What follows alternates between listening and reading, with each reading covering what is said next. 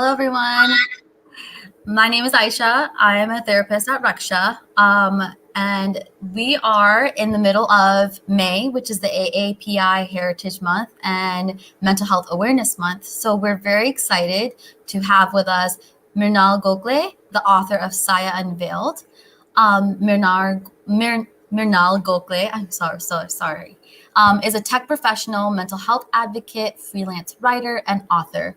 Her first book, Saaya Unveiled, South Asian Mental Health Spotlighted, is a collection of true stories that illustrate mental health stigma in South Asian cultures. Her future goals are to write more books, become a self-defense instructor, and to develop a health and wellness app. So her book, Saaya Unveiled, South Asian Mental Health Spotlighted, shares the stories of second-generation immigrants of Indian, Pakistani, and Bangladeshi descent who navigate mental health while living in the West. So this includes the U.S., UK, and Canada. These stories detail every interviewee's bi-cultural experiences, how destigmatizing mental health became their fight, and how they are bridging the gap of education, access, and acceptance between past and future generations, addressing topics like identity, culture, access to care, socialization, academia, love, loss, trauma, and suicide. And I want to introduce to you Mrinal Gokhale. Hi, Aisha. Hey. So I wanted to see if you would read an excerpt from your book that just kind of summarizes a way why you wrote this book. Okay, so I'll take one of the last chapters about a story of a woman who deals with divorce and toxic marriage. Okay, so I'll just start reading from the beginning of her second chapter. When Maya asked her husband about moving out from his parents' motel together, he always said that he didn't feel ready. She was content with renting a small studio apartment and eventually buying a home, but Raj wanted a large house right away. He didn't want to start small because he said that it wouldn't look good to his friends. When Maya got her first post-college job as a recruiter, she thought that her mother-in-law would finally give her a break, but she was still expected to do all the chores and cooking, even when she came home from a long day of work. When Maya doesn't think Sweta is a bad person, she knows that her expectations were nothing like how she was raised or what she wanted. My husband was an engineer, but his parents barely knew what he or I did for a living. They wanted to cater to him every day when he came home from work and undervalued women in the household, thinking that women must do all the work, Maya said. Eventually, Maya started expressing disagreements with Sweta, and in return, Sweta started belittling her. Raj tried to defend Maya at first, which would anger Sweta, so he stopped altogether, leaving Maya feeling deserted. Maya could sense that other family members disliked her mother-in-law's behavior, but they just wouldn't speak up. Even Maya's father-in-law, who was a kind person, was sometimes a pushover with Sweta. As time went on, Maya did not see an end in sight. My ex thought he and I had to change rather than his mom had to change. My philosophy was, why are we here? We should move out. But he always had an excuse that no one would take care of his parents and his friends would think badly of him if he got an apartment rather than a big house. Thank you for that. So with Maya's story, like you said, it was a story about divorce and a toxic marriage. And out of all the stories, Maya's story stood out to me. Can you tell me why you decided to include Maya's story in the book? Sure. So what I did when seeking out contributors was I reached out to various nonprofits and organizations that were centered around South Asian mental health, and basically they asked their followers and audience and whatever else if they were interested in telling their stories, and I would have them kind of give a brief synopsis of their story, and then I would choose. So with Maya, I really admired her story because number one, I strive to add variety in my book, and hers was the only story of divorce. So there's a couple people in my book who are married, but she was the only divorced one. And furthermore, what makes her story unique was the fact that she said she was raised in a liberal household, but she kind of married young by choice. And I think her story kind of also on top of like kind of bringing to light the stigma of divorce in South Asian cultures. It kind of talks about how her divorce led to her finding herself and rediscovering herself, and it also illustrates in hindsight how it's important to get to know someone real well um, before marrying them. Yeah, that's really cool that um, that you were able to get a story that I feel like it's a large population of like second generation immigrants um, from like millennial like age. Yeah, Um, 20, I feel like 25, 26, late 20s is like the average age of most of my contributors, whereas she's in her early 40s, which kind of surprised me, but obviously it's a good thing, and that's why I chose to include it. Yeah, yeah. And also with Maya's story, I think what else stood out, as a therapist and dealing with similar clientele, was the in-law abuse. So like just bringing that to the forefront, like Mhm. destigmatizing it by bringing that conversation in that in-laws can also abuse. It doesn't have to be an intimate partner. Yeah, and also the fact and living with in-laws is kind of more of a norm in South Asia than it is in Yeah. America, too. So whereas this woman is in the U.S. and still lived with her in-laws. Yeah, definitely. It I think if it actually definitely does represent a large part of like that age group that you were talking about, like early 40s, like late 30s. Like you said, she was raised in a liberal household, but she still was living a traditional life with her in-laws. Yep. So that So it was that was like she went from like the opposite when it came to getting married from like liberal to like super old school. yeah, yeah. And the part that you mentioned where she found herself after divorce, I think that's such a beautiful part to like that was highlighted in the end of the book, and I really did appreciate that as a reader.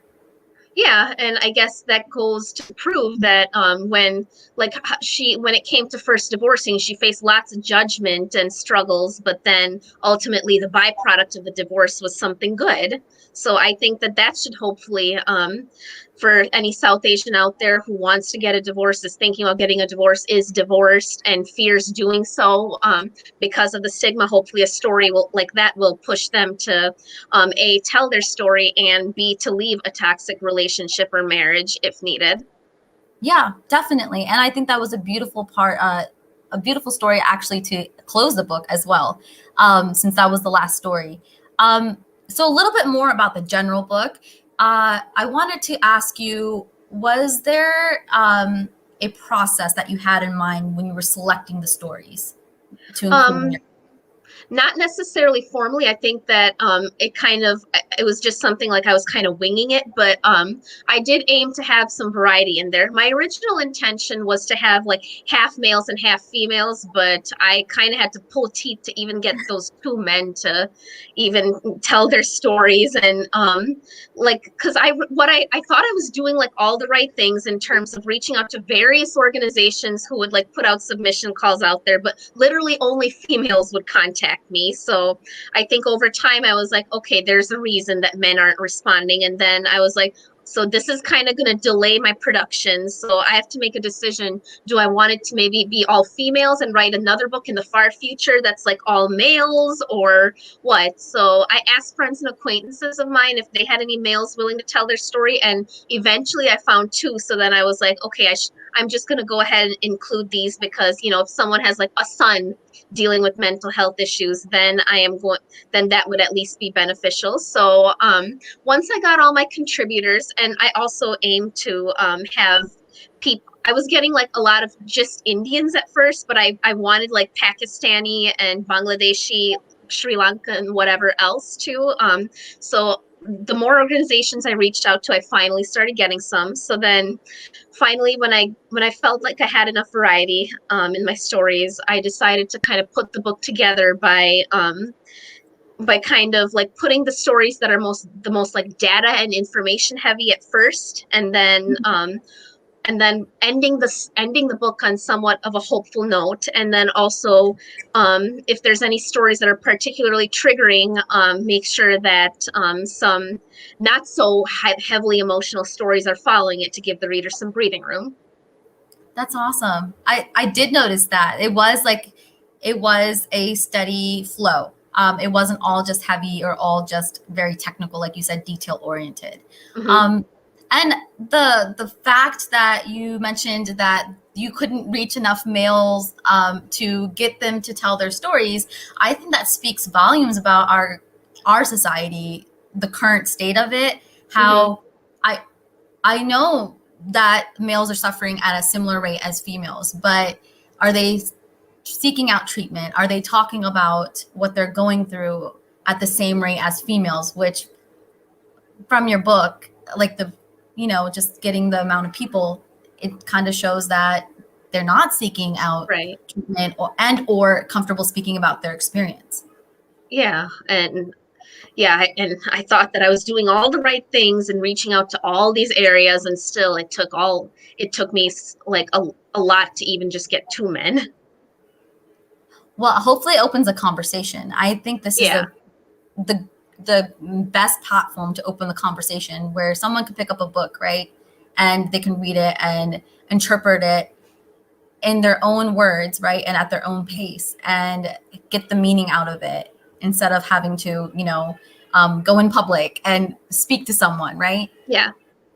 Okay. And then I'll also add that I do know a lady who is studying to be a psychologist who is an Indian in the U.S. And she said that she observed that her white male clients open up to her more easily than her Asian male clients. Do you have any kind of insight as to why? Did your friend tell you That's all why? she told me. Okay. Okay.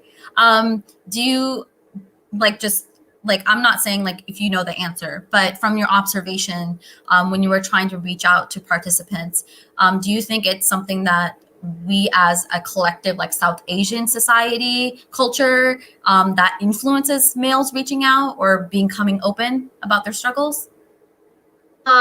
In the sense that I feel as though I feel like men, period, do have difficulty opening up emotionally, which is probably what a lot of the professionals will say, anyways. But I think that since South Asia is kind of behind as a whole when it comes to mental health and tends to be um, more, I guess, traditional and conservative in comparison to the West in terms of gender norms and stuff, I can see how that might also play a role in terms of making men feel like too insecure to like talk about these things.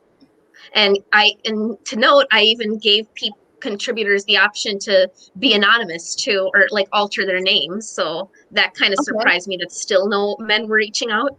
That is very interesting, even with the option of anonymous. Okay. Okay. So I was assuming maybe like the name what threw them off, contributing their name, but that's interesting. Um, so when you were making the book, what was the idea or the intention of making Saya Unveiled? Did you have like a goal in mind? Yeah, I think that so I've benefited off of therapy before, and I think that through that, when I was in therapy, I never met any other South Asians or Indians that were, and it kind of made, and then I started to notice like the stigma associated with the ideology of seeking a therapist or having mental health disorders in South Asian cultures. So I kind of identified that there's a need for the taboo to be talked about, and so that is kind of my goal, is to talk about just that and to help other South Asians who are experiencing a journey with mental health or have family members that are, to not feel quite so alone, and to kind of increase education and hopefully acceptance kind of between generations if possible. Okay. Yeah, that's awesome. We do need to have more conversation about mental health. And I think that's awesome and beautiful, actually, the form that you took and the dedication you Yeah. took to write the book. Um, is there a meaning behind Saya? So Saya translates to shadow. So my goal in writing, or my goal in kind of the title, is to kind of paint it as something mysterious or hidden and kind of bringing it to a light. So interesting fact. I asked my parents how to say mental health in Hindi, and they both stuttered. And my Okay. mom was like, "There's only a word for mentally sick that I know of." And then I was like, "Okay, well that kind of just further proves the point that I'm trying to make here." So Yeah. then, There's no um, language even to describe mental health. exactly. Yeah. And I'm thinking Punjabi as well. There's no words that come up for mental health. I There's only a word for crazy, quote unquote, like, and it's kind of like a negative connotation to the word. Like it's not meant in a like a very healthy manner, right? Yeah, When we're and using that word. speaking of that, my mom, my mom's sister heard through my mom's sister heard through my cousin that I was writing a book, and she asked my mom on their conversations, what's this book about? And then the way she explained it to her was by saying, so when somebody in the US is suffering from a psychological issue, they consider it a health issue, whereas in India, they call it being crazy. So her book discusses that and tells people stories. And then I think that my aunt was like, yeah, that's true. They do say, use the term crazy to describe that. And then my mom even did say, and she's planning on releasing it in May for Mental Health Awareness Month. And my aunt was like, we don't have any of that in India. Yeah. Yeah. I Matter of fact, I think that is the West is ahead in that aspect, the mental health awareness. Um, when you were writing the book, was there anything that popped out to you, like you learned something new, mental health wise, or just about our culture? So I guess for a few interesting facts that I picked up on, the first that comes to mind is that one of the interviewees said something that resonated with me. He said something along the lines of, "I find it interesting how things like Hinduism and kind of Eastern philosophies promote things that are wellness related, yet wellness is more taboo there than it is in the West." And then I was like, yeah, I never thought of that. So things such as like meditation, mindfulness, Mhm. chanting, Hinduism principles of harmony and dharma, and then Buddhist principles of kind of things like being comfortable with uncertainty and peacefulness and tranquility. Yeah. That is really interesting. I've never seen that connection. I see a question popping up. It's saying, "What advice would you give community members who are fearful of going to therapy?" Is that for you or for me? I think either of us could answer it. Do you want to answer, or would you like for me to? I guess both. Okay, all right. You go ahead. Okay, so should I just type in the answer? Um, yeah, you can go ahead and type it, and I can read it, or you can say it. Okay.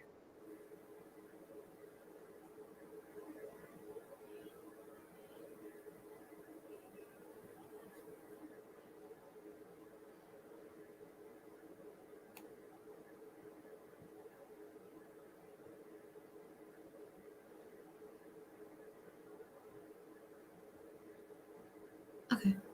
Um,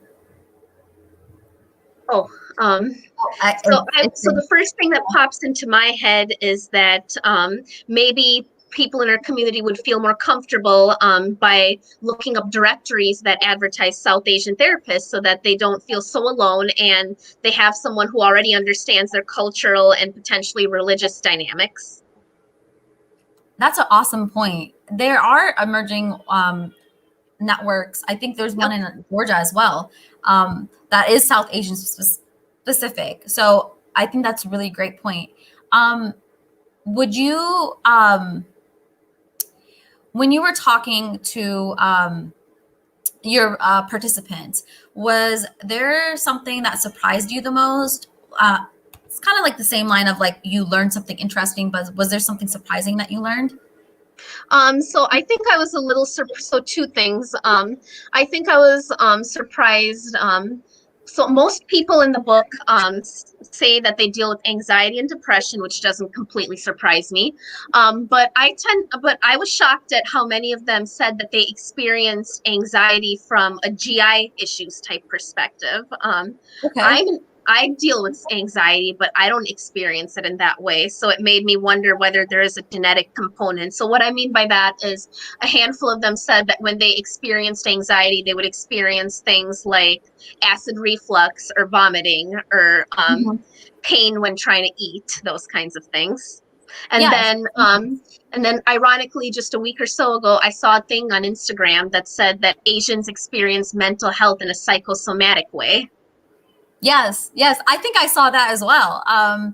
And I think that actually speaks to, it goes along with how we don't even have language for mental health, because this is just my like theory that's popping up, because we don't have the language to describe it. It might be that our bodies are just kind of like giving us those signs because we're not able to recognize it and, hear ourselves.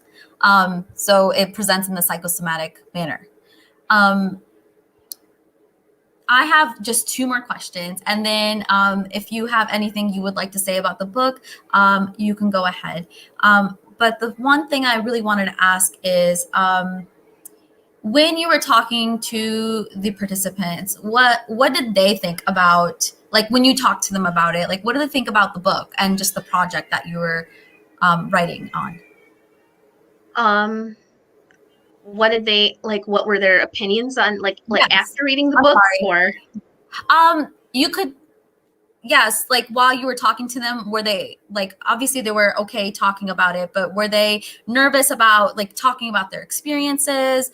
Did they want to go anonymous? And also after they read their stories in the book, what was their reaction, if you're comfortable sharing that? So I will say that the ones that did choose to use their real names have already publicly told their stories. Okay. So they were kind of an open book, whereas I think the others were more so the ones that were anonymous haven't publicly told their stories, which doesn't, I guess, completely surprise me. And I think that, but I think that knowing that they were going to stay anonymous or kind of name altered, did make them more comfortable to be able to tell me things. I think that, but maybe as a whole, they did kind of act a little bit more kind of nervous when it came to me asking them like certain types of like more like triggering type of questions compared to the others that have already told their story many times. Okay. And do you I just saw a question pop up. What was the biggest commonality among all the stories you heard during your interviews? Was there like a kind of like uniting factor that you noticed, like a theme? Um, I would say one of them was the thing that I mentioned earlier was that a lot of the people that experienced anxiety experienced GI issues along with it. Mhm. I would say the second one is that thing that I tend to notice is that the ones that say that they had like parents or guardians that were supportive along their journey were had their parents were already either born in the U.S. or had been living in the U.S. For a long time, whereas the ones that had to that either have to hide their journey from their parents or like took a really long time to or it was or like had to go through a bit of a process in educating their parents and to kind of wake up and realize that what they're dealing with is real and Mhm. needs treatment and shouldn't be stigmatized had parents that were born and raised in South Asia. That makes a lot of sense. And I noticed that theme as well when we were reading the book from the various stories that are told. Um, I see another question popping up. Mind me reading it out loud?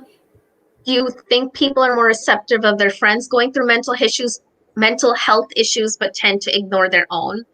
So by receptive, does that mean accepting or willing to help or Um, I think that's what it was meant. And I think you're right. Like if they're more accepting and just more kind and compassionate towards their friends or um understanding. I don't know if I've particularly noticed patterns like that. Okay. I think that but on the contrary, there were some that said that they were consistently ignored by their own friends and family members when it came to their own issues. Mm-hmm. But then once they kind of realized that once they started their own journey, then that made them more receptive to kind of helping other and encouraging other people to be open and seek help for their own issues.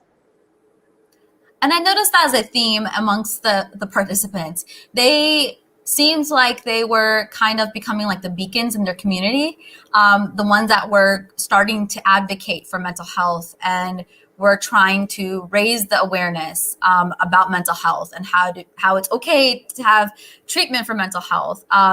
Is that something that that you noticed as a theme as well? Like, Yes. okay. So I have one more question, and I wanted to just ask is when someone picks up your book and they read it, what is one, like, if they take nothing from your book but just one thing, what is something that you would want them to take away, take home, actually? I don't know about just one thing, but I guess if it's a person who is not of South Asian descent, I want them to be able to see us beyond what the media portrays us, and see that, or I see us as a bit more humanized, and as dealing with mental health issues too. And I want them to understand where where the root of mental health can stem from in South Asian communities from a cultural perspective, rather than seeing it as kind of so that it can open up more eyes, and then we can provide more effective and culturally competent treatment in the West. Um, and I would say that if it's somebody who is of South Asian descent, then what I would want them to take away is that no person's mental health issues should be swept under the rug, no matter who they are or where they come from. Thank you for that. That was a beautiful message. And I honestly do think that this book should be required reading for people that are going to treat those of South Asian descent, especially if it's like you said, the culture impacts the treatment, right? So on that note, I know we're nearing the end of the time for our time. Is there anything that you would like to say to your readers before we end the session? Um, I don't know. I feel like I pretty much said everything I needed to say. Um, But to your note earlier, regarding how you think this should be required reading, I'm actually sending it to my former therapist, who's a white woman, and she's hoping Uh-huh. that it'll, because she was a good therapist, but there was kind of like more momentum to build up between us because of her lack of knowledge from a cultural perspective. Luckily, I had the patience. Not everyone, I understand that not everyone will. So I guess that brings me to a message. So if any of you are going to, if anyone watching, plans to seek out therapy or anything like that, if you're not able to get with a South Asian provider, I would say at least try to be patient and try to educate on cultural dynamics first, and see where that gets you in terms of a treatment. So so my book is like just kind of like the start of it. There's me and there's lots of other people out there that are trying to spread education, but at the end of the day, we still do have a lot of work to do. Thank you. That was really important. And I think it's really great that you are sending it to your former therapist. Thank you for that. I just saw another question, and maybe we can end after that. Or do you have any new books that you're working on? Not right now, because this literally just got released in May. So my focus is like getting this one out there as much as possible for now. I would say that in the far future, if I were to write one, maybe I'll revisit the idea of writing one that's specifically geared towards males. I think that is much needed. Thank you. And thank you so much for showing up and talking about your amazing book. Yeah.